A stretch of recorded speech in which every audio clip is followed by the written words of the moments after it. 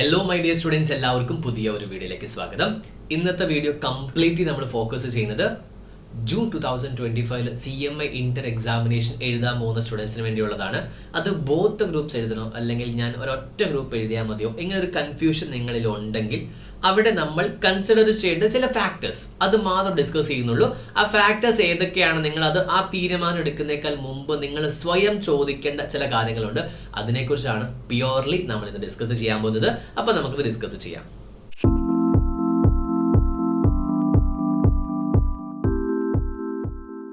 ഒന്നാമത്തെ ചോദ്യമാണ്, നമ്മൾ തന്നെ ചോദിക്കുന്ന ചോദ്യമാണ്. ഒന്നാമത്തെ ചോദ്യം എന്ന് പറഞ്ഞിട്ടുണ്ടെങ്കിൽ, നിങ്ങൾ ആദ്യമായിട്ടാണ് എഴുതുന്നത്, ഫസ്റ്റ് ടൈം ആണോ നിങ്ങൾ എഴുതുന്നത്, അല്ലെങ്കിൽ are you A repeater? Repeater എന്ന വാക്ക് കേൾക്കുമ്പോൾ മനസ്സിൽ വേറെ വിഷമമൊന്നും വേണ്ട. ഒരു എക്സാമിനേഷൻ ആകുമ്പോൾ പല പ്രാവശ്യം നമ്മൾ എഴുതേണ്ടി വരും. ഇതാദ്യമേ ചിന്തിക്കുക. ഇതൊക്കെ നമ്മൾ ചിന്തിച്ചിട്ട് നമ്മുടെ ബാക്കിയുള്ള ഫാക്ടേഴ്സുമായിട്ട് നമ്മളൊന്ന് കൺസിഡർ ചെയ്യണേ. ഫസ്റ്റ് ടൈം ആണോ നിങ്ങൾ എഴുതുന്നത്, അല്ലെങ്കിൽ റിപ്പീറ്റർ ആണോ? രണ്ടാമത്തത്, നിങ്ങൾ എങ്ങനെയാണ് ക്ലാസ്സസ് ചെയ്തുകൊണ്ടിരിക്കുന്നത്? നിങ്ങൾ സെൽഫ് സ്റ്റഡി ആണോ ചെയ്തുകൊണ്ടിരിക്കുന്നത്, അല്ലെങ്കിൽ നിങ്ങൾ ഒരു റെഗുലർ ആയിട്ടുള്ള, ഇനിയും റെക്കോർഡഡ് ആണെങ്കിൽ ആ രീതിയിൽ റെക്കോർഡഡ്, ഇനി ഈ ഒരു കോൺസെപ്റ്റിൽ പ്ലാൻ ചെയ്യാത്തവരാണെങ്കിൽ, റിപ്പീറ്റേഴ്സ് ആണെങ്കിൽ നമ്മൾ റെക്കോർഡ് ക്ലാസ്സസ് പ്രൊവൈഡ് ചെയ്യുന്നതുകൊണ്ട് നിങ്ങൾക്ക് കോൺടാക്ട് ചെയ്യാവുന്നതാണ്. ഓക്കെ, റെക്കോർഡഡ് ക്ലാസ്സസ് ആണോ നിങ്ങൾ ചെയ്യുന്നത്, ഏതാണെന്ന് ആദ്യമേ കൺസിഡർ ചെയ്യുക. കാരണം ഓരോരോ സ്റ്റഡിക്കും ഓരോരോ ഇമ്പാക്റ്റ് ഉണ്ട്. ബാക്കി എല്ലാ പോയിന്റും നമുക്ക് നിങ്ങൾക്ക് മനസ്സിലാകും. ഇനി മൂന്നാമത്തത്, റിപ്പീറ്റർ എന്നൊരു പോയിന്റിനെ ബേസ് ചെയ്തിട്ടുള്ളതാണ്. How did you loss? നിങ്ങളുടെ ലോസിന് റീസൺ എന്താണ്? റീസൺ എന്ന് പറഞ്ഞിട്ടുണ്ടെങ്കിൽ, ഒന്നെങ്കിൽ നിങ്ങളത് വെറും ഒരു അറ്റംപ്റ്റ് മാത്രമായിട്ട് എടുത്തവരാണോ, അല്ലെങ്കിൽ അറ്റംപ്റ്റ് മാത്രം എടുത്തവരാണോ, അല്ലെങ്കിൽ നിങ്ങൾക്ക് അഗ്രിഗേറ്റ് പോയോ? അഗ്രിഗേറ്റ് പോയി, എല്ലാ പേപ്പറിലും പാസ്സായി, അഗ്രിഗേറ്റ് പോയി, അല്ലെങ്കിൽ നിങ്ങൾക്ക് ഒന്നോ രണ്ടോ പേപ്പർ ഭയങ്കര ഡിഫിക്കൽട്ട് ആയതുകൊണ്ട് പോയവരാണോ? ഈ രീതിയിലാണ്, മൂന്ന് രീതി നോക്കണം. ഈ മൂന്ന് കാരണം സ്വയം നമ്മൾ ചിന്തിക്കണം. നാലാമത്തെ കാര്യം എന്ന് പറഞ്ഞിട്ടുണ്ടെങ്കിൽ, ക്ലാസ്സസ് എല്ലാം കഴിഞ്ഞതിന് ശേഷം നിങ്ങൾ എപ്പോഴാണ് സെൽഫ് സ്റ്റഡിക്ക് പോകുന്നത്? സെൽഫ് സ്റ്റഡിക്ക് എപ്പോൾ പോകും? നിങ്ങൾ ഏത് മാസമാകും പോകുക? കാരണം നമുക്ക് ജൂണിൽ എക്സാമിനേഷനാണ്, ഇപ്പം നമ്മുടെ മാർച്ച് മാസമായി. അപ്പോൾ എപ്പോൾ നിങ്ങൾ ക്ലാസ്സസ് എല്ലാം കഴിഞ്ഞ് നിങ്ങളൊരു ഫുൾ ടൈം സെൽഫ് സ്റ്റഡിക്ക് നിങ്ങൾ എപ്പോൾ പോകും? അതിന് ഒരു ഡേറ്റ് ഉണ്ടോ, അല്ലെങ്കിൽ ഒരു ടൈം നമ്മൾ ഫിക്സ് ചെയ്തിട്ടുണ്ടോ എന്ന് ആദ്യമേ ആലോചിക്കുക.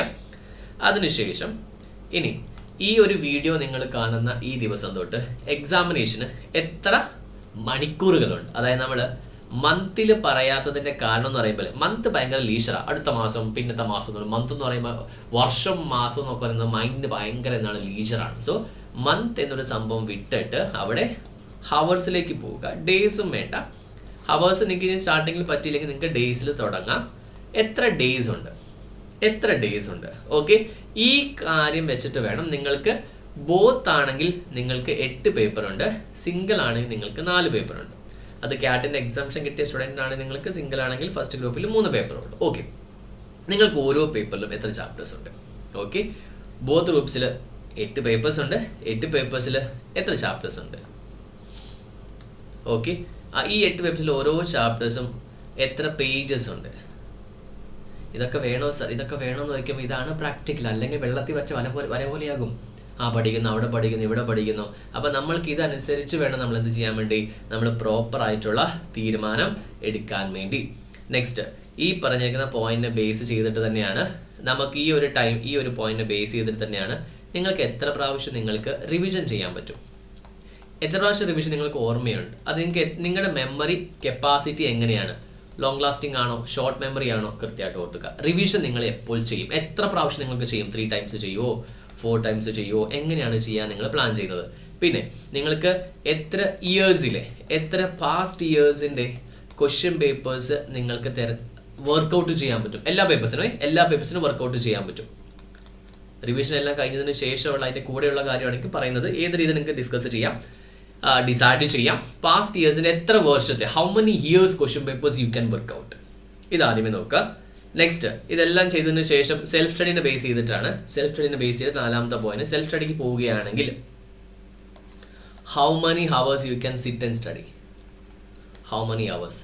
എത്ര ബുദ്ധിയുള്ളവനാണെങ്കിലും എത്ര ബുദ്ധി കുറവനാണെങ്കിലും കൂടുതൽ മണിക്കൂർ നമ്മൾ പഠിക്കണം. കാരണം നമ്മളുടെ ഓപ്പോസിറ്റ് ഉള്ളവൻ നമ്മളെക്കാൾ കൂടുതൽ പഠിക്കുന്നുണ്ട്. അതുകൊണ്ട് മണിക്കൂർ വിഷയമല്ല, എത്ര പഠിച്ചാലും തീരത്തുമില്ല. So how many hours daily you can spend? ഇപ്പം സ്പെൻഡ് ചെയ്യുന്ന വിട്ടാരെ, കാരണം ഇപ്പം നമ്മൾ എന്താണ് പലപ്പോഴും ക്ലാസ്സിലൊക്കെ ഉള്ളവരായിരിക്കും. എന്നാലും വർക്ക് ചെയ്യുന്നവരായിരിക്കും. നിങ്ങൾക്ക് ഫുള്ളായിട്ട് എത്ര ദിവസം വർക്ക് ചെയ്യാൻ പറ്റും? Daily 2 hours, 10 hours, 16 hours, 18 hours, 24 hours work ചെയ്യാൻ പറ്റും. എങ്ങനെയാണ് അത് നോക്കുക. 24 hours ഒന്നും പറ്റത്തൊന്നുമില്ല. ഓക്കെ. ആൻഡ് ഒരു കാര്യം കൂടെ ഉണ്ട്. നമ്മൾ ഈ ബോത്തും സിംഗിളും എഴുതുന്ന ആൾക്കാരുടെ ഞാനൊരു എൻ്റെ അറിവിലുള്ള രീതിയിൽ സർവേ എടുത്തപ്പോൾ വന്നൊരു കാര്യം, ഏജ് വലിയൊരു ഫാക്ടറാണ് സാർ. കാരണം എന്താണ്, വീട്ടിൽ നിന്ന് ഭയങ്കര നിർബന്ധം സാർ, ജോലിക്ക് പോകണം, അതും ഇതൊക്കെ. ഇനി ഏജ് ഉള്ളവർ ചെയ്യുന്ന ഒരു ചെറിയ മിസ്റ്റേക്ക് എന്ന് പറയുമ്പോൾ, ബോത്ത് എഴുതിയിട്ട് ഞാനിപ്പോൾ ഫസ്റ്റ് ഗ്രൂപ്പ് എഴുതുന്നു, ഓക്കെ. സെക്കൻഡ് ഗ്രൂപ്പ് എന്ത് ചെയ്യുന്നു? ഞാൻ എല്ലാം പഠിക്കുന്നൊന്നുമില്ല സാർ, ഞാൻ ഒന്ന് അറ്റംപ്റ്റ് ചെയ്യുന്നു. ഓക്കെ. അപ്പോൾ ഒരു പക്ഷേ ഒരു ഗ്രൂപ്പൊക്കെ എക്സംഷൻ കിട്ടിയാലോ, ഞാനിത് ജനറലൈസ് ചെയ്ത് പറയുന്നതാണ്. കിട്ടിയവരുണ്ടായിരിക്കാം, ഞാനിത് ജനറലൈസ് ചെയ്ത് പറയുന്നതാണ്. പക്ഷെ ആദ്യം ഒന്ന് ഇത് നമ്മോട് ചോദിക്കുന്ന ചോദ്യമാണല്ലോ. നമ്മൾ ഫസ്റ്റ് ഗ്രൂപ്പിൽ 4 പേപ്പർ പഠിച്ചിട്ട് സെക്കൻഡ് ഗ്രൂപ്പിൽ 4 പേപ്പർ നമ്മൾ പഠിക്കും. അതിൻ്റെ അകത്ത് ഒരു പേപ്പറിന് നമ്മൾ അറ്റംപ്റ്റ് ചെയ്തിട്ട് എക്സാമിന് വേണ്ടി നമ്മൾ ട്രൈ ചെയ്യുന്നത്. ഓക്കെ. കിട്ടിയാൽ പിന്നെ സാർ 3 എഴുതിയാൽ മതിയല്ലോ. ഇതെന്തിനു വേണ്ടിയാണെന്നറിയോ? മെയിൻ പ്രശ്നം എന്ന് പറയുമ്പോൾ, എനിക്ക് കുറേ സ്റ്റുഡൻസ് ഉണ്ട്. എടുത്ത് ഞാൻ ആരുടെയും പേരൊന്നും പറയുന്നില്ല. 2020 തൊട്ട് ദേ ആർ റൈറ്റിംഗ് 1 പ്രൊഫഷണൽ എക്സാമിനേഷൻ്റെ ബോത്ത് ഗ്രൂപ്പ്സ് എഴുതുകയാണ്. ഞാൻ അന്ന് അവരോട് പറഞ്ഞു, you just select 1 group and you just write it. നിങ്ങൾക്ക് അത് മനസ്സിലാകും. ഓക്കെ. അപ്പോൾ നിങ്ങൾക്ക് ഒരു ഗ്രൂപ്പ് പാസ്സായി കഴിഞ്ഞാൽ 2ാമത്തെ ഗ്രൂപ്പ് ഈസി ആയിട്ട് പാസ്സാവും. കേട്ടില്ല.